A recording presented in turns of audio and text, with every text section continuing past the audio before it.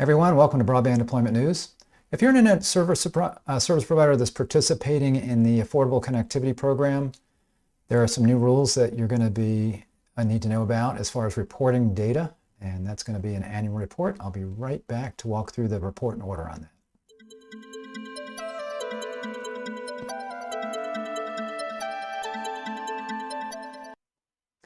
Thanks for joining me. Rick Uzzi here with Broadband Deployment News. Happy day before Thanksgiving if you're in the United States and celebrate that. So I will not be live again until next Tuesday. And next Tuesday it'll be Tech Tuesday, which I'm live at 3 o'clock for that.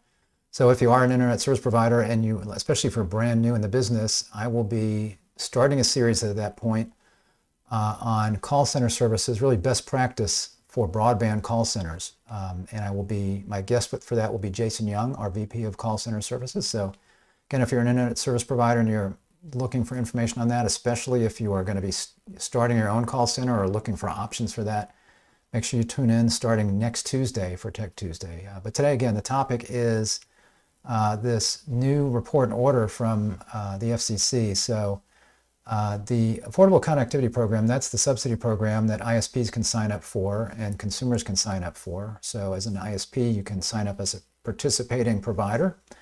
And when you do that, you can then offer a subsidy to subscribers up to $30 per month for a broadband connection or $75 per month if that subscriber is on tribal lands. And then also there's a $100 equipment subsidy that's optional that you can offer as well. There's some caveats around that on pricing and whatnot. But ACP is something that was funded in the Infrastructure Investment and Jobs Act. There's about $14 billion that was allocated for this program. And again, it's meant to go to help make broadband more affordable for those that would have a hard time getting it, for low-income folks that, where broadband is something they need, but in order to afford that, this can provide that help. So again, $30 or $75 on tribal lands. As an ISP, you would sign up for the program, and then consumers in your area can find that you're signed up and they can sign up with you. You give them, they can buy any plan that they want from you. It can be a really low-cost plan, or it could be really your best plan, like your gig plan, but they will get a $30 subsidy from you in a sense, or they'll get a $30 discount from you or $75 on tribal lands, and then you get that money back from the government for providing that benefit to ACP, people that qualify for ACP. So you can check that out. There's a lot of information on it if you're not providing it. If you are providing it, again, whether you plan on providing it or if you are providing it, this is something you need to be aware of. So there are going to be annual reporting requirements for ACP, and this report and order goes over that. So you can see here, I'm going to link to this page when I'm done here. And I'll also link to I'll link to this because you can download everything here. So you'll see basically this is what you're going to want is the report and order, and then there's a notice of proposed rulemaking as well. So they're going to ask some questions and want some feedback on some of these things. There's a statement from Chairwoman Rosenworcel and one of the commissioners here, Starks, that you can look at as well. But basically you can download that there, and then this is what you will get. This is the report and order. So I was going to walk through just a few things on here just to kind of let you know what's in it. To be prepared for this. What's interesting is I did, on my Tech Tuesday yesterday, I did a broadcast about the new broadband labels that are required. So if you haven't seen that, I'll link to that as well, because that's going to be a requirement for all ISPs. Every internet service provider, unless you're providing dial-up only, which you're probably not, is going to be required to have broadband labels on their point of sale, on their website, or wherever you're selling the service that lists lots of information about the service that you're providing, including speed, latency, any kinds of setup fees, those kinds of things all need to be on this standard broadband label that you're going to have to provide. And a lot of the reporting for ACP, they're trying to leverage the fact that every single service provider is going to have to be putting these labels together and getting this information together. So for the subset of providers that are doing ACP, they're going to be able to pull or use that information that they're already having to get for broadband labels. So you'll notice that that's in here. So that's good that they did it that way. And the requirements, the broadband label requirement, I believe is going to be out before this is available. I think that's what it said. Hopefully I'll find that where I maybe highlighted that. So you see fourth report and order and further notice of proposed rulemaking. So there have been prior reports and orders on this. This was released today. You can see the table of contents here. Again, I'm just going to highlight a few things just so you're aware of what this is, and then you can download it and read more. But you see here, first, data filers. We first established that all providers participating in the ACP with enrolled subscribers are required to submit data for the ACP Transparency Data Collection, which is what this program is. The statute has no limiting language to permit us to exclude certain providers based on their size, location, subscribers served, or other characteristics. We see no reason to permit any such exclusions. So every single service provider will have to do this if they're participating in ACP. And this is not a reason not to participate in the ACP. It's all government paperwork, red tape that I think everybody was prepared that they were going to have to do at some point. Collection structure. They looked at a couple of different structures. Should we collect, really specific subscriber data, on each individual subscriber, or aggregate collection? They've decided on aggregate here.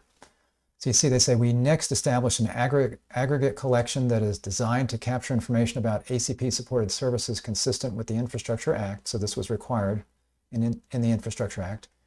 In the ACP data collection notice, the Commission sought comment on whether to collect data at the subscriber level or aggregate level. In a subscriber level collection, price and plan characteristics for each subscriber in the Affordable Connectivity Program would be submitted by providers. That would be each subscriber.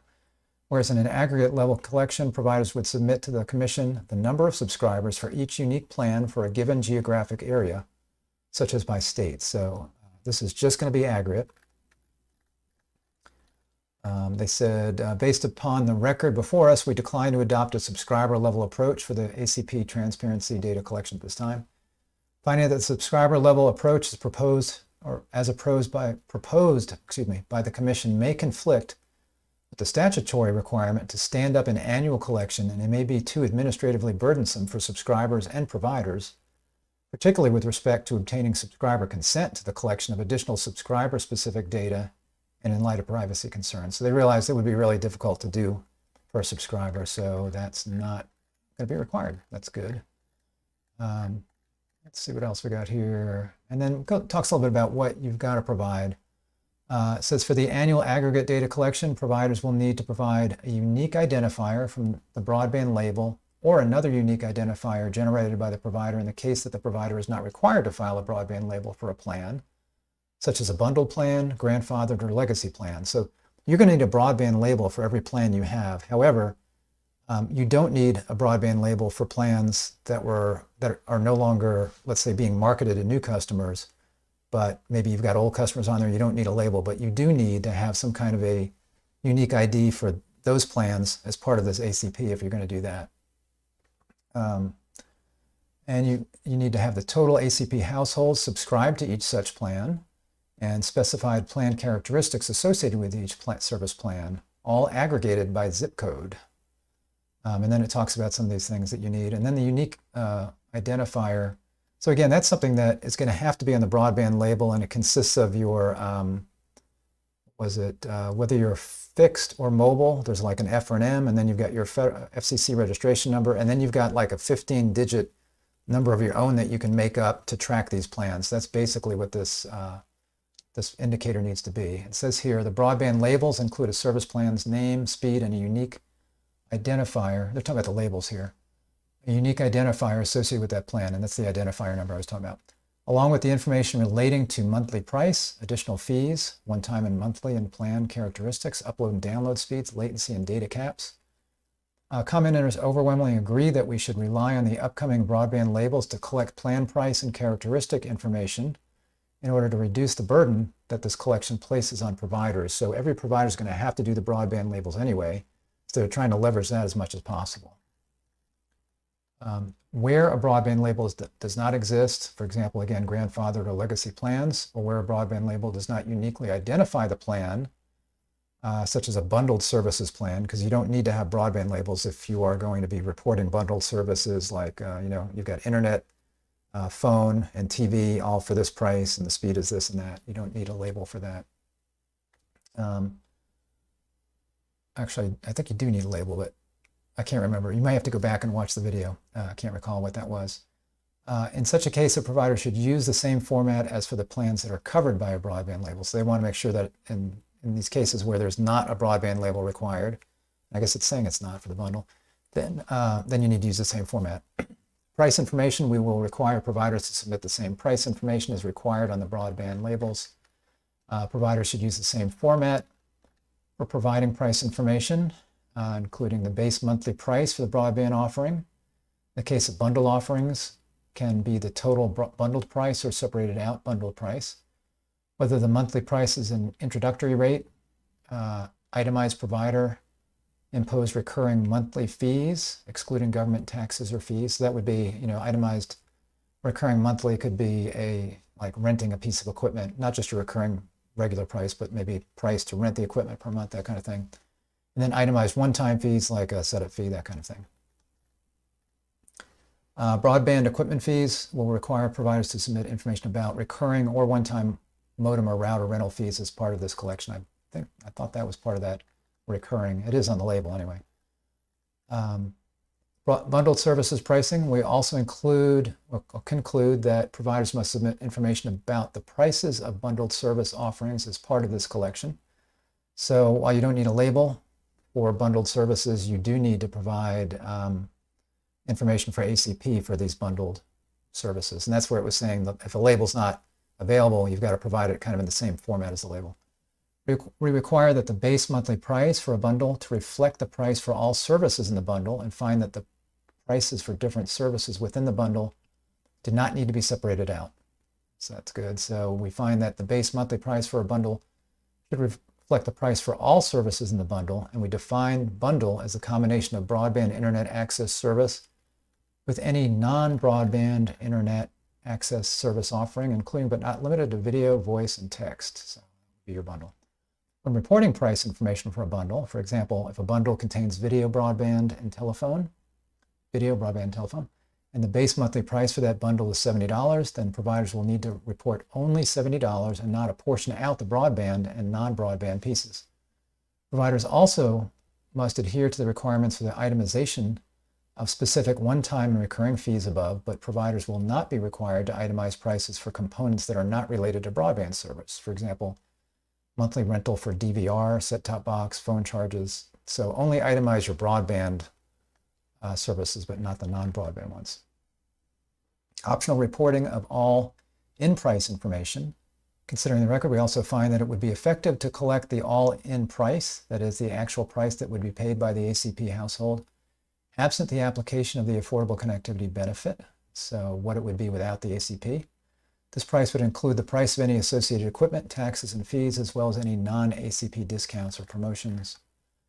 With respect to bundled service offerings, the all-in price should be the entire price of the bundled service. And you see that says optional, so you don't need to do that. And on the broadband labels, that's optional as well. It's an option if you want to put an all-in price in the broadband label, but it was not required. Given the mixed support for reporting such information for purposes of this collection, providers will not be required to submit an all-in price or the net rate charged. And all-in price and net rate charged will instead be optional fields that providers can choose to submit. So net rate charge would be, how much would this be with the ACP benefit? Well, it might be $0, for example, if it's a $30 bundle or program or something like that. Subscription rate subcategories for Lifeline, Tribal, and High Cost. In addition to collecting the total of ACP households subscribed for each service plan with an enrolled ACP subscriber by zip code, we require providers to subdivide this data by submitting similar subscribership information for, number one, ACP households also enrolled in the Commission's Lifeline program, ACP households that receive the ACP Tribal Enhanced Benefit, and ACP households that receive the Enhanced Benefit for high-cost areas. So that needs to be part of what you provide. If you're providing the ACP, you probably are maybe participating in those other programs. Optional pricing. Related subscription rates. We give providers the option to submit by plan identifier and zip code the total number of subscribers that are on introductory pricing plans, the total number of subscribers that paid a setup or activation fee, and the total number of subscribers that are paying $0 after all discounts and the ACP benefit are applied. So again, that's optional, not something that's required. And honestly, I don't know how many people, I would not expect a lot of people to provide a lot of optional information. It's hard enough to provide the information that's required. So, and a lot of times I haven't looked through it, but in the notice of proposed rulemaking, they may be asking the question for in the future, do you think we should, or how are other ways that we can get that information? So as you go through this document, as you look through it, you may find that on the second half of it on notice of proposed rulemaking is how they can best collect this information. To minimize the burden on providers, we will make the collection of this information optional at this time. Again, I think I already said that, okay. Plan characteristics. In addition to collecting subscription rates for each plan by provider aggregated at the zip code level, we also direct providers to submit service plan characteristics to fulfill our requirements under the Infrastructure Act to collect data relating to price and subscription rate information. Specifically, in addition to the pricing information on the broadband label, we also require providers to submit the additional plan information found on a broadband label. We will also collect information not included on the broadband label, specifically maximum advertised speeds, bundle characteristics, and associated equipment requirements for each plan with an enrolled ACP subscriber. Providers will be required to submit this information for all plans with ACP subscribers. However, some of the fields on a broadband label may not be applicable to legacy plans and will be optional. The price of broadband service is determined in part by plan characteristics, including but not limited to upload and download speeds and data caps. In fact, the Commission has found a positive relationship between download speeds and price in the fixed broadband market, of course, and between data caps and price in the prepaid wireless market. Moreover, the collection of plan characteristic information, including associated equipment requirements, plan latency, and bundle characteristics, is necessary because such information will allow us to contextualize service plan price information and determine the value being provided to eligible households by the ACP. So in other words, they want to get a lot of the same information on the broadband labels, not just how fast it is, but what your latency is, because again, this information can determine the value of the ACP. And that's what they're trying to determine is this a value and how are people making use of this? In addition to how many people are using it. And then speed. As speed is one of the information fields contained on the upcoming broadband labels, we require providers to submit data related to the speed of the services to which ACP households subscribe in line with the Infrastructure Act's direction to rely on the broadband labels. Such speed data will include the actual, for example, or what they're saying is typical download and upload speed and typical latency data the providers will be required to include on the broadband labels in addition to advertised speeds. So on the labels, you have to say here's the plan and what our advertised speed is, but you also have to have this typical, what people are typically getting. And you have to have some ways to measure that. And it mentioned yesterday, it was talking about their MBA. It's not your degree MBA, but it's a program where providers go up and they provide this information and you can use that same data for that. But that is going to be required. And I showed what that looked like yesterday. So again, I'll link to that broadcast from yesterday on the broadband labels. Consistent with the broadband data collection definition of advertised speed, we use the maximum advertised upload and download speed for fixed providers and the minimum advertised and download speeds for mobile. For actual speed, we'll use a definition adopted in the broadband labels order that I went through yesterday. And here's where it talks about that. The typical upload and download speeds for a particular speed tier.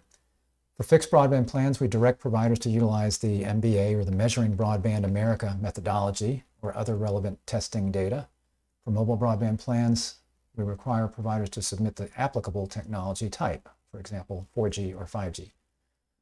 To ensure comprehensive data with respect to the ACP supported plans, we require providers to submit latency data consistent with the requirements in the broadband labels order. So again, you're going to have to do the broadband labels, you're going to be collecting this data, and then it's a matter of putting that all together in the format that they will need for this ACP program. And by the way, one of the requirements for the broadband labels is that it be machine readable. So in other words, you will have a label on your website, for example, that will have a lot of information. There will be links on that goes to some additional details like on your privacy and network management policies. But the specific data that's going to be on the label also needs to be machine readable format, which I think just means a spreadsheet, basically, somewhere that you will have that third parties, for example, or the FCC can go in and quickly collect that data from everybody at once so that it can be more easily compared. Third parties can make comparison pages. The FCC can see what's going on. So, sorry. since you're going to have to be doing this anyway for your broadband labels, it could be that this machine readable data will be able to be used by you to maybe help put together this reporting that you need to do. Data caps and connection reliability. Providers will already be required to display data cap information under the broadband labels order and frequently provide prospective customers with such information at the point of sale and on their public-facing websites. Accordingly, we will adopt the proposal to collect information on service plan data caps. So that will also be required because, again, it will be on the label. And that might be everything. Let me scroll real quick and see if there was anything else that I highlighted here. That's the basics. Oh, wait a minute, I take it back. What do we got here? This is something. We share the view that providers need adequate time. Oh, this is your timing. Here we go, timing of collection. Inaugural collection, data submission date. So when are you going to have to do this? The broadband labels, the timing on that was as soon as the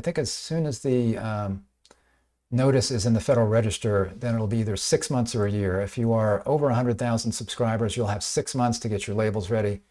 If you're under 100,000 subscribers, then you will have 12 months to get those labels ready. So in this case, this is for the ACP data that you need to report. It says, we share the view that providers need adequate time to implement the collection, both to prevent undue provider burden and to ensure the Commission receives quality data. We therefore delegate to the Bureau the authority to establish a reasonable data submission date for the inaugural collection, which will be no earlier than 90 days after the Commission announces that the OMB has completed any review that the Bureau determines is required under the Paperwork Reduction Act. That could be a while, I guess. The inaugural data submission date will likely occur before providers will be required to, that's what I couldn't remember. So the inaugural date will likely occur before providers will be required to display broadband labels. So again, you have up to 6 months to get your broadband labels in order if you're over 100,000. And I suggested yesterday, it doesn't matter. You should try to get them ready. If you're smaller, just get them ready sooner. You might as well get them ready sooner. And here's one reason to do that is because a lot of this information is going to be useful. The broadband label information will be useful for doing your reporting on ACP if you are an ACP provider. So again, it's likely to occur before the broadband labels, and providers will be required to submit ACP transparency data collection to the Commission separately from the labels, despite the overlap between the information to be collected under this order and that to be displayed on the labels. So yeah, I think what they're saying is you're going to have to do this prior to the broadband labels being ready. So I would go ahead and work on your broadband labels to get that in place, and then you'll have a lot of the data that you'll need for this. Data reported as a snapshot date. What they mean there is they say, we agree that submitting data as of a snapshot date is appropriate, and we require providers to do so. We direct the Bureau to establish a snapshot date that is no less than 60 days prior to the data submission date. In other words, there must be at least 60 days between the snapshot date and the data submission date. So in other words, let's say the data submission date is June of 2023. Well, the snapshot date will be at least 60 days prior to that. It sounds like no less than 60 days prior to that. No less than 60 days, yeah. So it seems like they should have a window in there, not a year, but anyway, that's what it says. Subsequent collections, we direct the Bureau to issue a public notice each year reminding providers of the snapshot date and data submission date. So as an ACP provider, you're going to have to do this once a year. You're going to have to collect this data. And again, keeping your broadband labels up to date, you will hopefully have a lot of that data available for you. And then ACP wind down considerations. I mentioned this yesterday in that we're putting a lot of effort into broadband labels, and the broadband labels are going to mention whether or not you are an ACP provider. That'll be a yes or no on there. And it has a wind down provision, and there's one here. So again, $14 billion sounds like a lot, but it's really not going to last that long. It may last another couple of years at most, I think, because there are 11 to 13 million, I can't remember the number, of people that have already signed up for ACP. And if you look at $30 per month, or some percentage also being $75 per month on tribal lands, plus some number of customers that are taking advantage of a $100 subsidy for equipment. Not all operators are offering that, but some are, and some are taking advantage of that. If you look at all of that, and again, monthly recurring fees of $30 to $75 a month, and let's say 12, 13 million people, and they're trying to promote this to even more people now, it's not going to last very long. So it's very possible that by the time this is ready, or certainly maybe the broadband label is ready, that there's only going to be another year or maybe even less time that the ACP money will be available. Now, Congress may elect to extend that. As I've mentioned before, it's hard to take an entitlement away. As soon as you give people something free, it starts to look like an entitlement. And once you really do make it permanent, it is definitely entitlement. So I don't know if Congress will come out and make it permanent, where it is a permanent entitlement, or if they'll just extend it. But it's really hard for Congress people who are trying to get elected to take something away. So a lot of times they'll kick the can down the road and say, well, we'll extend it another year or something like that. So we'll have to see what happens. But in any event, there is a wind down provision where, this is not something you have to do forever if the ACP goes away. If they keep extending it, then you will have to do this. Now, of course, this is a benefit to you as an internet service provider, because you are able to get internet subscribers that ordinarily might not be able to afford the service from you, and you can provide them the service and they can get a discount from you, and then you're paid back by the federal government for that. So that should make it worthwhile to have to deal with all this red tape. That's certainly something you need to be thinking about. But again, if this ACP program goes away, then obviously this reporting goes away as well. So anyway, that's another thing that's right on the heels of the broadband labels. Again, the broadband label report and order came out earlier in the week.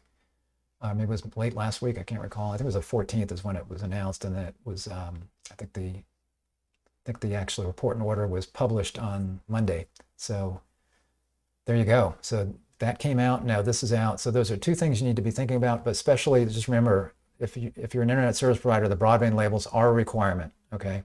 This ACP stuff is only a requirement if you're participating in the ACP or considering doing so. Then you're going to have to be doing this reporting. So again, at the end of this broadcast, I'll go in and I'll link to this report and order, and I will link to the video I did yesterday about broadband labels, since that would impact all internet service providers. That's something you need to be aware of if you did not see that. So thanks for joining me. I appreciate it. If we can help in any way, just check out our website. You'll see all the things that we do. If you're an internet service provider, we can handle things that maybe you don't want to have to do. It could be device provisioning. If you need help with end user support, we do that. We have diagnostics. If you need a solution for CALIA, or if you're tired of paying for IPv4 addresses, we have carrier grade NAT that can let you reuse your addresses like up to 128 to 1. Much more cost effective than having to go out and buy IPv4 addresses these days. So check us out. You see the website there, got our email and phone number, so give us a call if you need some help. Thanks for watching. Subscribe if you're not subscribed. Click the little bell to be notified. And if this was helpful, please give me a like on the video. I'll see you next time. And next time will be next Tuesday, since we're going through the Thanksgiving holiday here. So next Tuesday, again, the topic is best practices for call center operations. And I will be with my guest, Jason Young, VP of Call Center Services for Zcorum. I'll see you then. Bye-bye.